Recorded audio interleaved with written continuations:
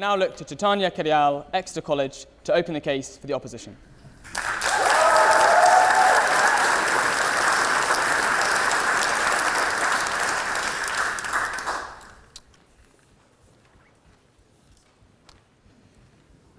Good evening and welcome to the first debate of Hillary term. Before I begin, I just wanted to say what an honor it is for me to be able to stand in this historic debating chamber.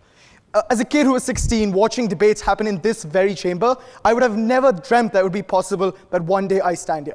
But more than just making this a moment for me, I want to thank each and every one of you for coming out for a debate of extreme significance, and one that has had extreme significance for the last 70 years.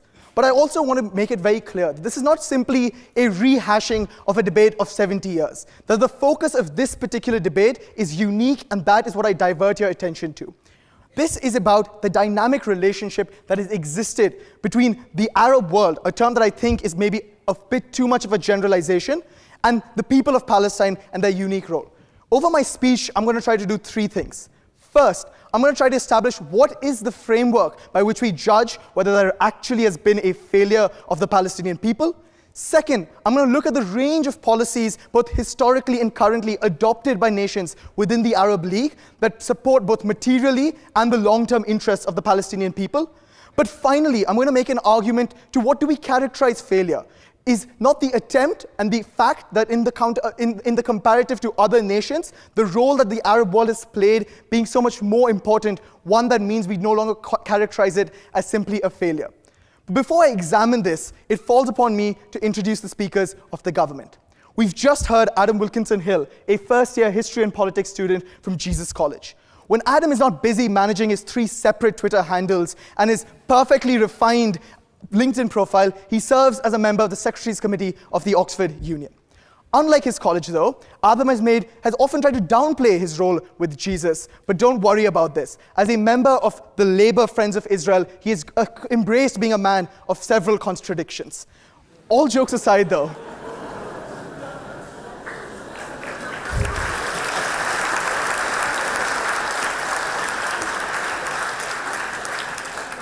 I congratulate Adam for what is a brilliant speech, and I look forward to working with him.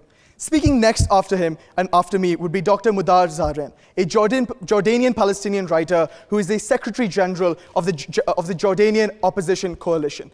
Among other activities, the Jordanian Opposition Coalition runs a severely active YouTube channel with just under 8,000 subscribers. I hope that after his speech today, Dr. Zahran is able to get more people to like and subscribe to this channel and its work. Our third speaker is Colonel Richard Kemp, CBE, a former British Army officer who has led troops in both Iraq and Afghanistan. Colonel Kemp has testified before the United Nations fact-finding mission on the Gaza conflict, denying any allegations that Israel has engaged in war crimes and crimes against humanity. I hope Colonel Kemp engages in tonight's debate with this ferocity, aggression, and killer instinct that he believes justifies the exemption of women in the infantry.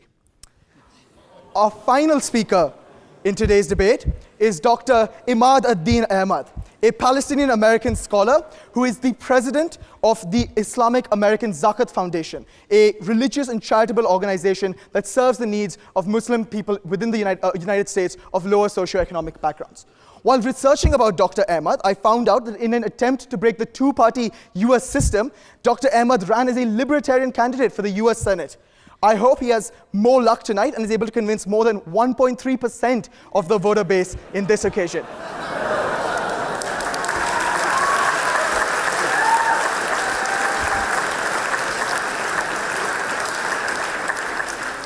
Mr. President, these are your guests, and they are truly most welcome.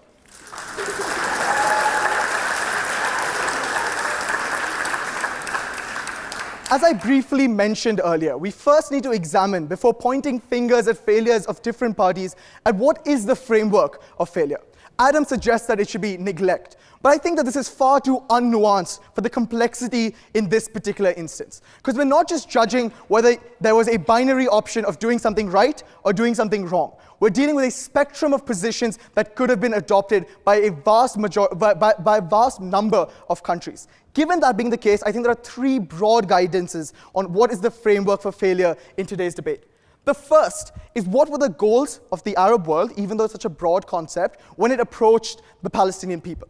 I think even though each nation and a dynamic relationship emerging under first the leadership of President Abdel Nasser early on before many of the conflicts, to much later modern versions, as Adam points out, of the Saudi Arabian government maybe impliedly working alongside Israel relationships, means that there's a change in the nature of this relationship. But what can we identify as two broad things that we can definitely say were the goals? The first was a preservation of Palestinian identity, and what that meant was in the aftermath of conflicts where there were a large number of refugees, trying to make sure to the best possible extent providing services that were crucial in those moments. But secondly, a broader and greater aim towards ensuring autonomy and recognition of the Palestinian state. I think these are two broad frameworks that we can judge whether the Arab world has been able to not fail or been successful. But secondly, right, it's not just the case that we look at what the Arab world did in a vacuum.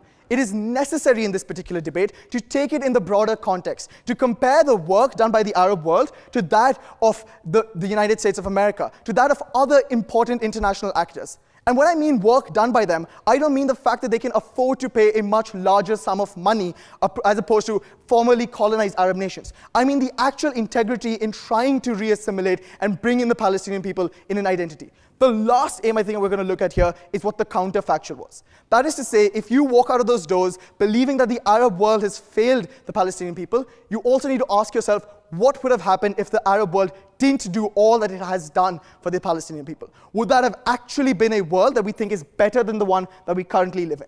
Because make no mistake, no one is going to say that we have reached an optimum situation. There are still massive tragedies that need remedying. The question is whether it has been a failure and do we think that they've not done enough, or whether we think that despite their best attempts, it wasn't possible for them to do more than they have achieved. So to that, first, I think I want to examine a range of policies that have been adopted by the Arab world in protection of Palestinian lives.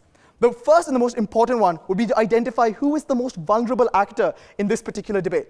And I think Adam rightly just characterizes them. It is the 2 million people who live in Jordan. It is these Palestinian refugees, the vast majority of refugees, if I might add, who need attention. And let's examine what has been their future outcomes.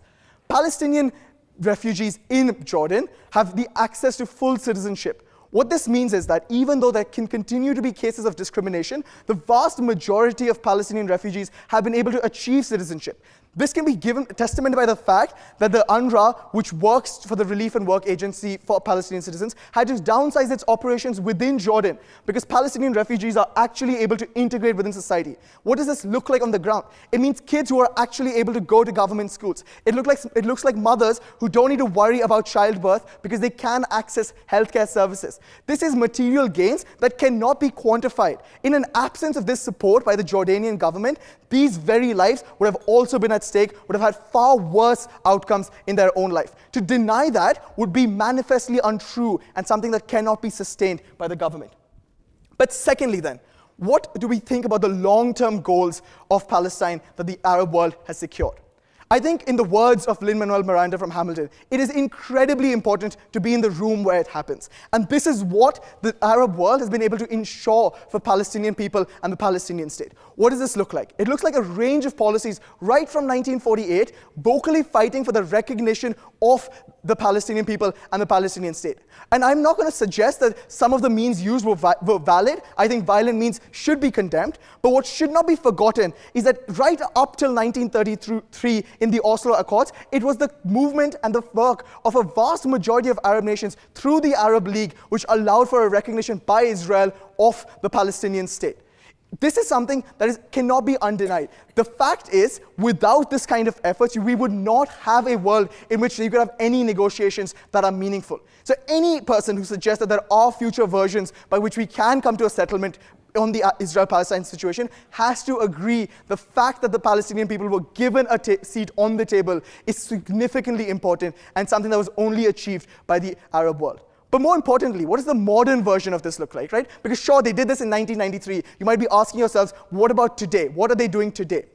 I think the first thing to point out is, from 2002 and reaffirmed in 2007 and 2017, the Arab Peace Initiative, introduced by the Kingdom of Saudi Arabia, is a vision that moves far from the Khartoum resolution of after 1967. What does this mean? It means that Arab nations within the Arab League are willing to move forward from a version of their three ends: no peace deal, no negotiation, no recognition, to a world in which they actually are willing to recognize the Israeli state. They are willing to now start a conversation for the long-term protection of Palestinian people. This would be something that would not be possible without the Arab world. And I will agree, not everyone has gotten behind the Arab Peace Initiative. But the fact that Benjamin Netanyahu, one of the more extreme leaders, if I could say so, of Israel, is willing to suggest that in theory this is something that is both favorable and possible, suggests that there has continued to be a movement towards giving greater recognition to the Palestinian people.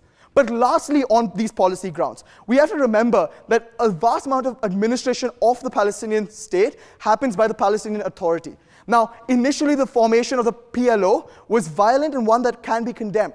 But at the same time, the continued existence of the PLO and their ability through the Palestinian Authority to achieve any change for the material existence of Palestinians in the Palestinian territories comes from the budgets that they receive. Almost 25% of their entire budget comes from donations within the Arab world. And I will admit, it isn't as much as they could give, but it has to be weighed against the comparative. These are not countries in themselves that across the spectrum are wealthy. Sure, some of them like Saudi Arabia are, but countries that Adam wants to point out, like Morocco, are not able to do this because of their own colonial history, because of their own lack of wealth in being able to achieve the kinds of ends they want. So at the end of this day, don't judge the debate based on how much money could a developing nation give to people who are worse off. Just because individuals can't give or make it clear in financial terms what their support is, doesn't mean it's a failure on your part, because that would be unfair to the resources that these nations have. But that was my second argument. Why there's a need to still not characterize this as a failure, even if you don't agree with any of the objective benefits that I've laid out. Because it is true when Adam says that there are problems in the way the Palestinian refugees are treated. I would not for one be the one to deny that.